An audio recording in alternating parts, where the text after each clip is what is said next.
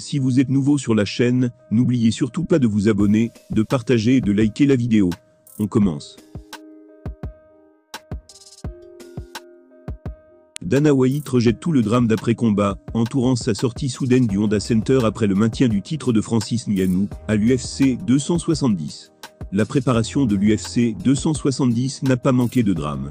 Il a présenté la scission amère entre Ngannou et l'ex-entraîneur Fernand Lopez, une altercation dans les coulisses devenue virale. Et plus important encore, le différend contractuel en cours entre le champion et l'organisation. Il y a toujours un air de questionnement sur ce qui va suivre après chaque grand événement. Généralement, tous les scénarios qui arrivent sont réglés à la fin de la nuit.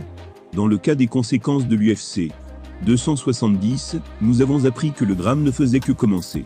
Des hordes de spectateurs n'ont pas pu s'empêcher de remarquer que le président de l'UFC, Dana White, n'a pas enroulé la ceinture du titre mondial autour de la taille de Francis Ngannou, après sa grande victoire sur Ciryl Gane.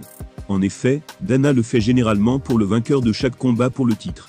Ils ont également noté que White était également visiblement absent de la conférence de presse d'après-combat.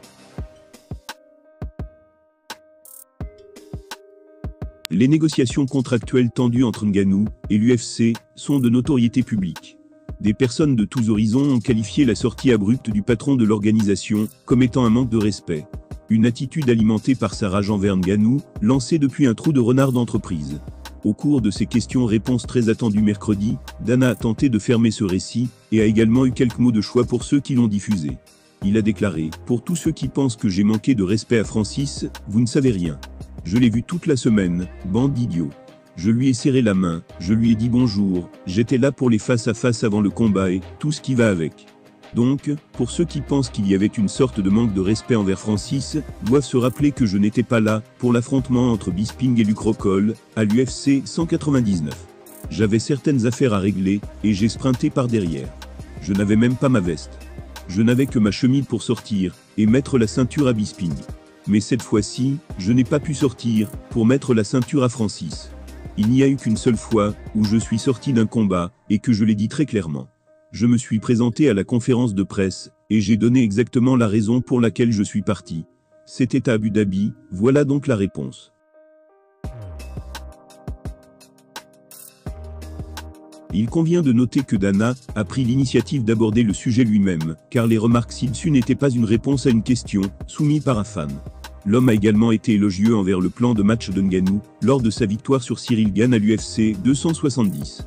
Il a exprimé sa conviction que Gane était tout aussi choqué que tout le monde de voir Ngannou adopter une approche lourde de lutte. Cet élément de surprise était un énorme ingrédient au succès de Ngannou dans les 3 derniers tours. Non seulement cela, mais White est toujours quelque peu optimiste quant à l'avenir de Ngannou à l'UFC. Il a reconnu que la promotion travaillera en fait sur un combat de John Jones contre Francis Ngannou en 2022. Il a également évoqué un autre grand combat de l'année. Ce sera l'affrontement entre Charles Oliveira et Justin Gaethje, qui a été annoncé plus tôt dans la journée.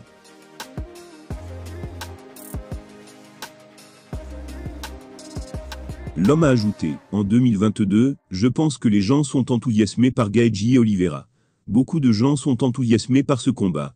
Vous avez vu le pop que Justin a eu samedi soir à l'arène. Et je pense que John Jones versus Francis serait un autre grand combat, s'il est possible de le faire. Francis Ngannou devrait subir une opération au genou, dans un avenir proche. Son calendrier de récupération est estimé à 9 mois. Peut-être que pendant ce temps, lui et l'UFC pourront se mettre d'accord sur un nouvel accord avant la fin de l'année. Croyez-vous en l'explication de Dana White pour sa sortie de l'UFC 270, et qu'il n'a pas intentionnellement manqué de respect à Francis Ngannou? Dites-le nous en commentaire.